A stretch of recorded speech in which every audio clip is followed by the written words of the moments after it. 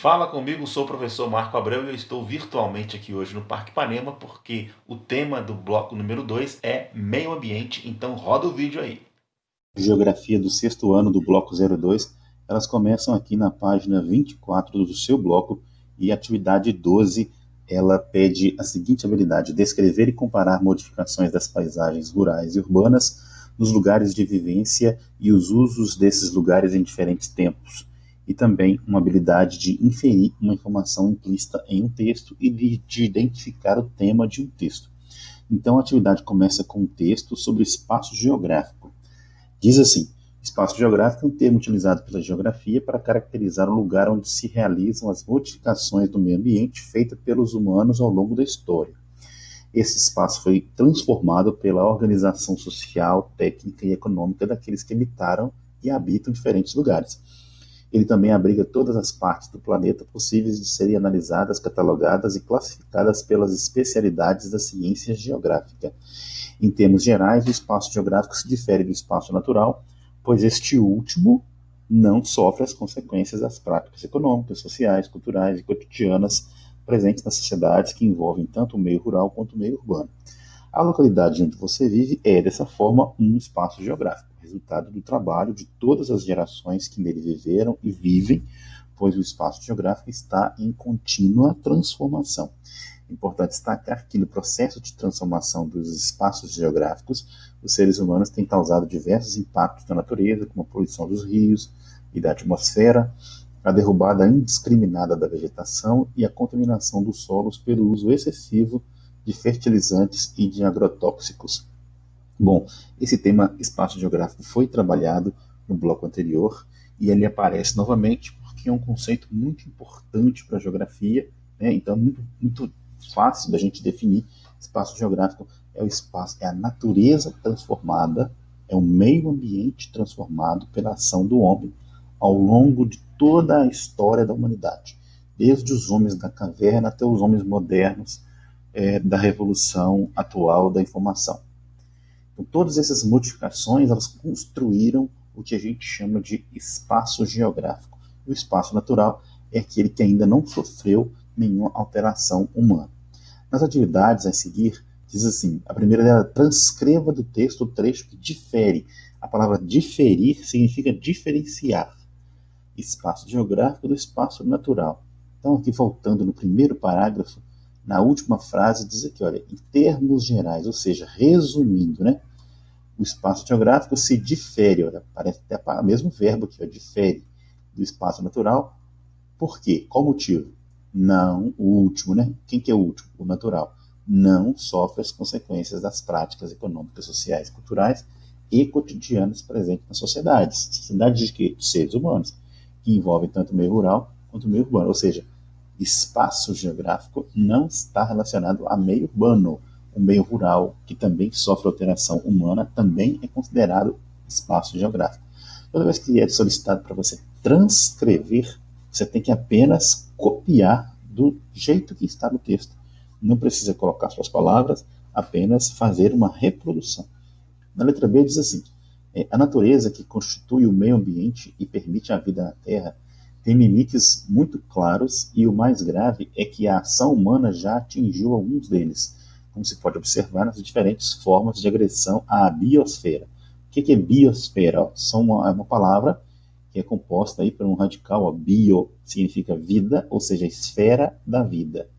A biosfera é o conjunto de alguns elementos da atmosfera, camada de gases que envolve a Terra, da hidrosfera, camada de águas, e da litosfera, camada de rochas. Então, todos os elementos dessas três camadas, hidrosfera, atmosfera e litosfera, que permitem a constituição da vida na Terra, a gente chama de biosfera, ou seja, é o conjunto aí de todos os seres vivos, animais e vegetais que existem em nosso planeta. A partir da charge a seguir, nós temos uma charge aqui, ó. Você pode observar aqui um homem, né, com uma serra elétrica e que fez aqui um buraco na árvore e ele diz assim: claro, chefe, fiz uma retirada sustentável. O que significa retirada sustentável? É quando você consegue retirar algum recurso da natureza sem prejudicar a possibilidade das próximas gerações de fazer o mesmo. Então ele acha que ao tirar uma parte do tronco dessa árvore aqui, ele preservou a árvore para que outras pessoas possam fazer a mesma coisa no futuro. Claro que a charge usou de uma ironia, né? Essa árvore aqui não vai se sustentar com essa madeira retirada. Logo em seguida diz assim: a partir da charge a seguir, observa-se um dos grandes problemas ambientais da atualidade. Marque a opção que apresenta o problema ambiental em destaque na imagem. Qual o problema dessa imagem? É a erosão do solo, o desmatamento, a poluição do solo ou o uso de agrotóxicos? Está bem claro aqui pelo corte aqui da serra elétrica na árvore, né? Está bem claro aí a resposta para vocês. Em seguida, foi solicitado para vocês observarem as fotos do município de Ipatinga. Em duas fotos. Na imagem A é a vista da Rua do Comércio, que hoje se chama Avenida 28 de Abril, em Ipatinga, no centro de Ipatinga, na década de 1960. Na foto B, a mesma rua, Avenida 28 de Abril, no centro de Ipatinga, no ano de 2011. Em seguida vieram as perguntas. Olha, com base nas fotos acima, é possível observar alterações no espaço geográfico do município de Ipatinga ao longo do tempo? Né? Se sim, cite-as. Então, é possível, sim, observar várias mudanças. Olha, os prédios, eles foram ampliados, reformados, ou até mesmo colocados ao chão e reconstruídos. A gente pode observar aqui muitas placas de publicidade expostas ao longo da avenida. A quantidade de pessoas e de automóveis aumentou consideravelmente. A quantidade de fios de energia elétrica e até mesmo de transmissão de dados de telefônicos, de internet, também aumentaram aqui ao longo da Avenida 28 de Abril e, consequentemente, esse grande número de automóveis aumentou aí alguns problemas ambientais. Na letra D diz assim, ó, tendo as fotos como referência, quais os problemas ambientais percebem-se em Ipatinga com o crescimento das cidades? Com o crescimento da cidade. Então, com o número maior de pessoas e de automóveis, você tem aqui o problema da poluição atmosférica. Né? Queima de combustíveis fósseis pelos automóveis acaba aumentando a emissão de gases poluentes na atmosfera, provocando problemas como efeito estufa, chuva ácida, aumentando a capacidade de retenção do calor dos raios solares, provocando aí um efeito que a gente chama de ilha de calor, que é um aumento da temperatura nas áreas urbanas provocadas pela retenção dos raios solares através da poluição atmosférica emitida pelos automóveis e pela atividade industrial. Em seguida, nós temos aqui a atividade 13. A atividade 13 tem a mesma habilidade e começa com um texto falando sobre o conceito de lugar. O conceito de lugar é outro conceito muito importante para a geografia, e o texto diz assim, olha, pode-se dizer que lugar é uma porção, uma parte do espaço onde vivemos, nosso dia a dia, numa interação em que nós influenciamos e transformamos a paisagem, estabelecendo os vínculos. Nossa casa, nossa rua, nossa escola, a casa de um amigo, de um parente, o bairro são exemplos de lugares com os quais criamos uma identidade, ou seja, que tem importância e significado para nós. A gente chama, portanto, o lugar daquele espaço em que a gente vive, se sente em casa e estabelece ali uma relação de afetividade com o espaço, aquela porção do espaço geográfico.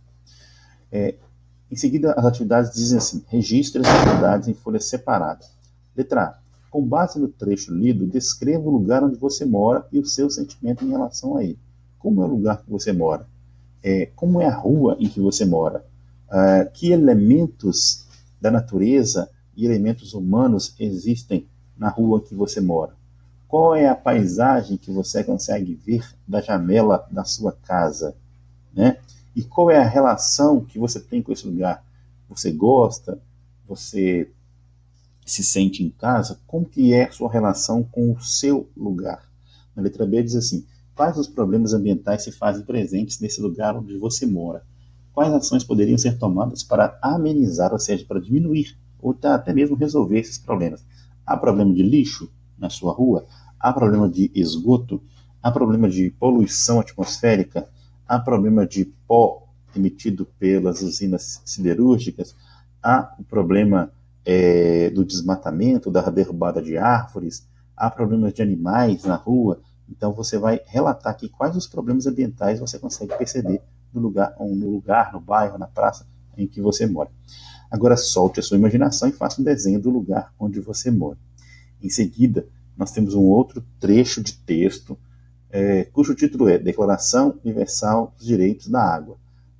Nós sabemos da existência da Declaração Universal dos Direitos Humanos, que foi criada no ano de 1948 pela ONU, né, a Organização das Nações Unidas, mas também existe a Declaração Universal dos Direitos da Água, né?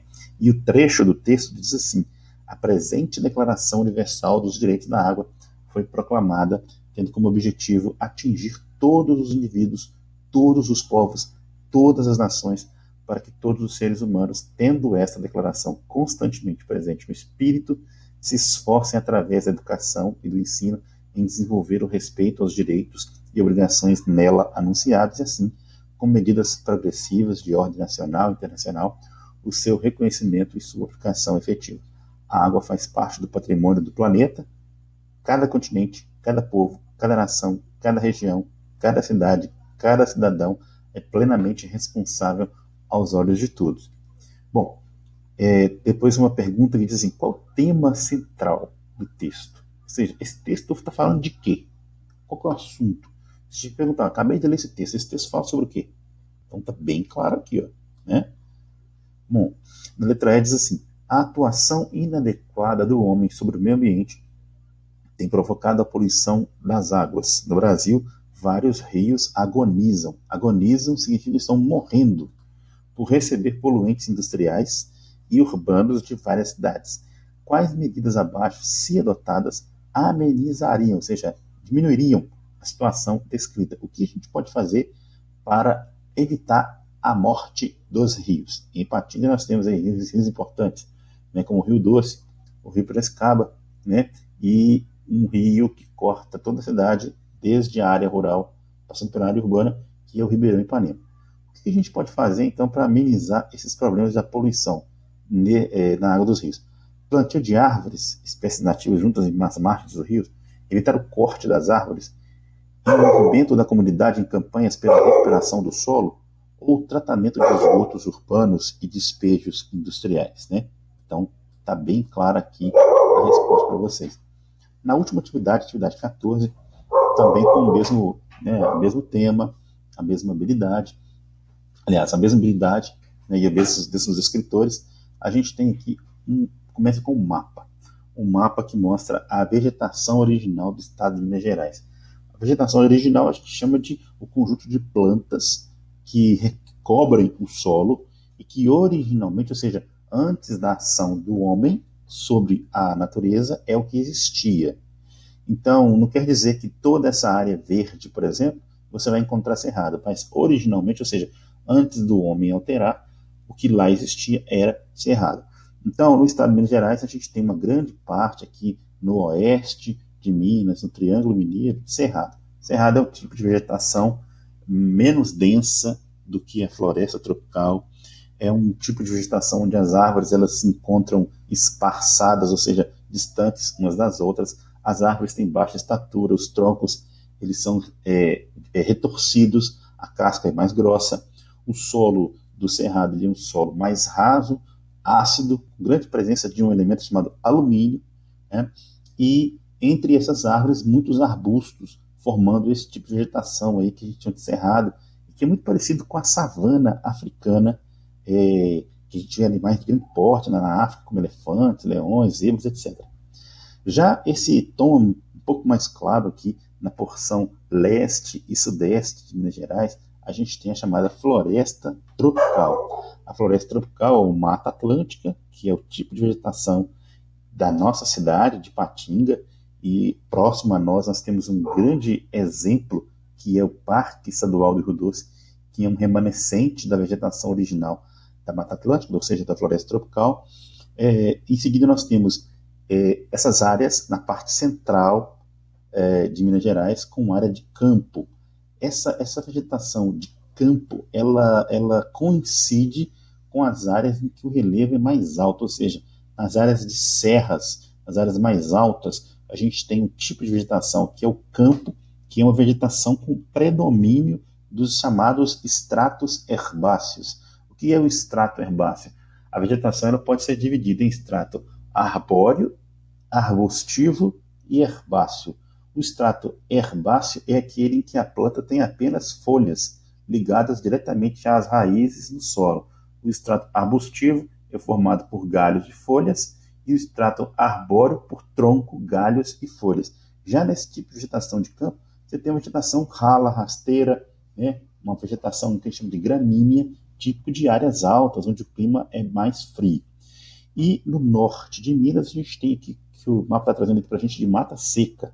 A mata seca, também no nordeste chamada de caatinga, que na língua indígena significa mata branca, é um tipo de vegetação menos densa do que a floresta, mas que durante uma boa parte do ano, principalmente entre os meses de abril a dezembro, que é o período da seca, ela apresenta um aspecto bastante acinzentado, né, sem a presença do verde característico da vegetação, porque a pluviosidade é baixa, o clima tende para o semiárido, né, e ela volta a ficar verde novamente quando volta a chover, principalmente nos 3 meses do ano, janeiro, fevereiro e março.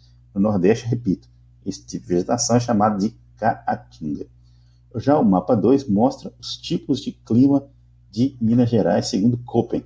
E aí, ó, a gente tem o clima monsônico, não aparece aqui, depois nós temos o clima tropical de savana, né, o azul, um tom um pouco mais claro, e o tom mais claro ainda de azul, que é o clima tropical semiúmido. O verde, nós temos o CFA, que é o clima oceânico, né, o clima oceânico, ele já nas partes de Minas Gerais, em que estão mais próximas do Oceano Atlântico, portanto são um clima mais úmido. O clima oceânico temperado, que é um clima úmido e um pouco mais ameno, ou seja, mais frio.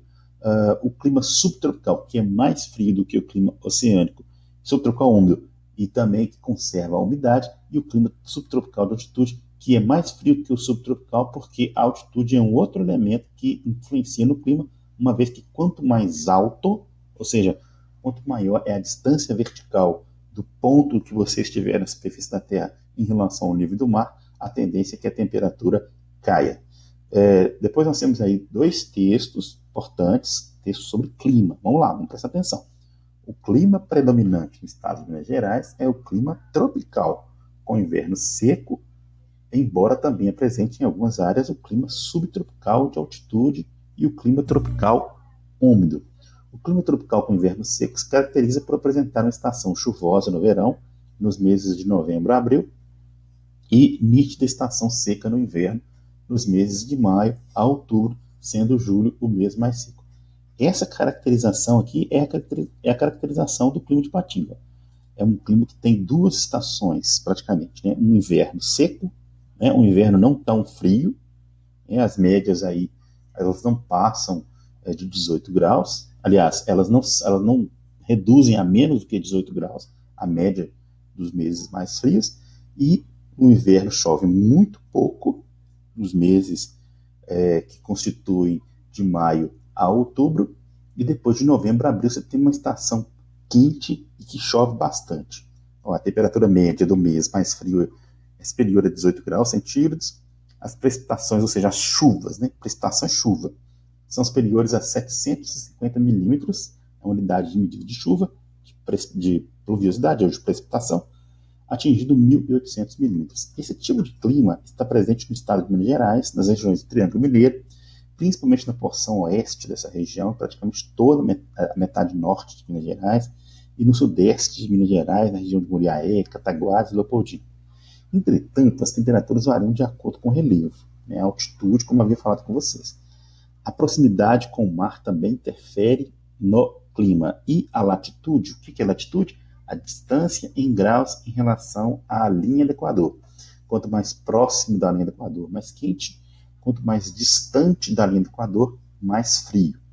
É importante ressaltar que há diferenças nos conceitos de clima e de tempo meteorológico. Outra coisa muito importante aqui, ó. Veja só, assim o tempo é uma combinação passageira da atmosfera. Já o clima resulta das condições que perduram por um período mais longo. Se a gente fizesse uma comparação, o tempo seria qual é o seu humor do dia. Você acordou hoje? Como é que você está? Feliz, chateado, cansado, esperançoso, assustado, né? Já o clima seria o seu temperamento. No geral, independente se você acordou bem, mal ou de uma outra forma naquele dia, como é que é o seu temperamento? Você é uma pessoa mais extrovertida? Você é uma pessoa mais tímida? Você é uma pessoa mais emotiva? Então, o clima, se comparando as características das pessoas, seria o seu temperamento. Muito bem. O tempo, então, é uma combinação transitória, concreta, de comportamento dos elementos caracterizando o estado atmosférico momentâneo. Ou seja, como é que está o tempo hoje? Está frio? Está quente? Está chuvoso? Está seco? Então, o tempo é como está a atmosfera nesse momento. Já o clima é, no geral, como que se comporta a atmosfera de Ipatinga em cada mês do ano. O clima muda? Muda, mas ele muda muito mais lentamente. Já o tempo, ele está sempre em dinamismo, está sempre mudando, né, de acordo com o decorrer dos meses, de acordo com o deslocamento das massas de ar, os eventos climáticos que sempre influenciam no tempo atmosférico. Já o clima, ele muda muito mais lentamente, mas tem mudado sim, e é o que a gente vai ver no próximo texto. No texto 2 diz assim, Era dos Extremos. É uma reportagem que saiu no Jornal do Tempo, diz assim, mudanças climáticas prometem chuvas e calor mais intensos. Para pesquisadores, o aquecimento global é uma das causas das fortes chuvas recentes. O próprio governador de Minas Gerais, Romeu Zema, citou as mudanças climáticas em entrevistas sobre as chuvas. De acordo com pesquisadores da área, as alterações globais prometem precipitações intensas cada vez mais frequentes. A gente sabe que no início do ano de 2020, o estado de Minas Gerais sofreu com as fortes chuvas que provocou enchentes em várias cidades do estado de Minas Gerais. Graças a Deus, em Ipatinga, a gente não teve casos de pessoas desabrigadas ou desalojadas, mas outros municípios de Minas Gerais, as pessoas sofreram com suas casas sendo invadidas pela água da chuva. Um estudo norueguês publicado na revista Nature em 2019 mostra que a ocorrência de precipitações extremas, ou seja, dessas chuvas muito fortes, principalmente nos meses de verão, né, no nosso clima aqui tropical, tende a dobrar a cada grau a mais a temperatura global. Então, quer dizer, cada 1 grau que aumentar na temperatura média do planeta, a tendência é que esses eventos eles tendem a dobrar. Olha o risco que nós estamos correndo. A luta da Organização das Nações Unidas da ONU é impedir que ela aumente mais que 1,5 grau nas próximas décadas. Em 2016, uma análise de vulnerabilidade encomendada pela Prefeitura de Belo Horizonte já atentava para os riscos em um futuro próximo. Até 2030, problemas relacionados a grandes chuvas, com inundações, com deslizamentos, e aqui em Minas Gerais a gente tem um outro fator que influencia bastante na questão dos deslizamentos, que é o relevo. A gente tem relevo muito acidentado, com muita declividade, que facilita o movimento vertical desses blocos de terra, que, ao ser inundados pela água da chuva, eles ganham peso e tendem a se deslocar para as partes mais baixas. Devem aumentar em 32% na cidade. Então, o governo tem que se preparar para os próximos anos. E o número de bairros com alta vulnerabilidade, com perigo, né, a consequências dessa chuva pode aumentar 60%, englobando 331 dos 486 bairros. Há 3 grandes fatores para eventos extremos. Né? Por que isso está acontecendo? A mudança do clima, eu falei com vocês que o clima muda, mas ele muda lentamente. Já o tempo muda todos os dias, praticamente. Os fenômenos frequentes no verão, aí aqui a gente tem uma sigla, o texto não explica muito, mas é ZCAS, significa Zona de Convergência do Atlântico Sul. É um evento comum no Brasil, onde ventos quentes e úmidos eles se deslocam no sentido noroeste-sudeste, noroeste-sudeste, vindo principalmente da região da Amazônia, trazendo vento quente e úmido, provocando chuvas na região sudeste do Brasil. Alguns pesquisadores chamam de rios voadores, né? Porque a umidade que vem da Amazônia acaba por provocar chuva na região sudeste e central do Brasil. E intensificando isso, as ilhas de calor na cidade, como já havia falado no início desse vídeo. Avalia Lincoln Muniz Alves, pesquisador do Centro de Ciência do Sistema Terrestre do Instituto Nacional de Pesquisas Espaciais, o INPE. Na letra A diz assim, os mapas 1 e 2 apresentados acima pertencem a qual estado? Muito fácil, ó, Minas Gerais, ó, sempre Minas Gerais. Na letra B, nós temos aí qual o tema dos mapas 1 e 2? Muito simples também, ó. O primeiro mapa está falando de vegetação original e o segundo de clima, de tipos climáticos de Minas Gerais. Quais são os tipos de vegetação em Minas Gerais apresentados no mapa 1? Pesquise as principais características de cada um desses tipos de vegetação. Eu já até comentei com você sobre esses tipos de vegetação que existem em Minas Gerais. Você pode fazer uma pesquisa na internet ou no seu livro didático e escrever aí sobre o cerrado, floresta tropical, campo e caatinga, que são os principais tipos vegetacionais do estado de Minas Gerais. Em seguida, nós temos aqui, vamos lá, letra D. Quais são os tipos climáticos de Minas Gerais informados no mapa 2? É só olhar aqui a legenda, muito simples. E depois nós temos aqui a letra E. De acordo com o texto 1, qual a diferença entre clima e tempo e como é o clima em nosso estado? Atente-se bem que são duas perguntas. Ó. Primeiro, vamos lá. A diferença entre clima e tempo. Então, aqui fala, ó, o tempo é uma combinação passageira da atmosfera. Já o clima é resultado das condições que perduram por um período mais longo. E o clima predominante, já falando no início aqui do primeiro parágrafo, ó, é o clima tropical com inverno seco, embora presente em algumas áreas de tropical da altitude, clima tropical úmido. E aí aqui em seguida vai caracterizar ainda mais. Ó, o clima tropical com inverno seco apresenta a estação chuvosa no verão, nos meses de novembro a abril, e inicia a estação seca no inverno, nos meses de maio a outubro, sendo o julho o mês mais seco. É o julho mês que a gente está entrando agora. Muito bem. Continuando aqui, letra F. O clima e a vegetação são fatores que determinam a temperatura de nosso estado. Baseando-se no texto 2, escreva qual a causa mais provável para as fortes precipitações que ocorreram no início do ano em nosso estado. O trecho da reportagem do jornal Tempo, ó, no último parágrafo, fala que está muito nítido. Ó, há 3 grandes fatores para eventos extremos. Ó. 1. A mudança do clima. Lentamente, mas isso está acontecendo de forma global.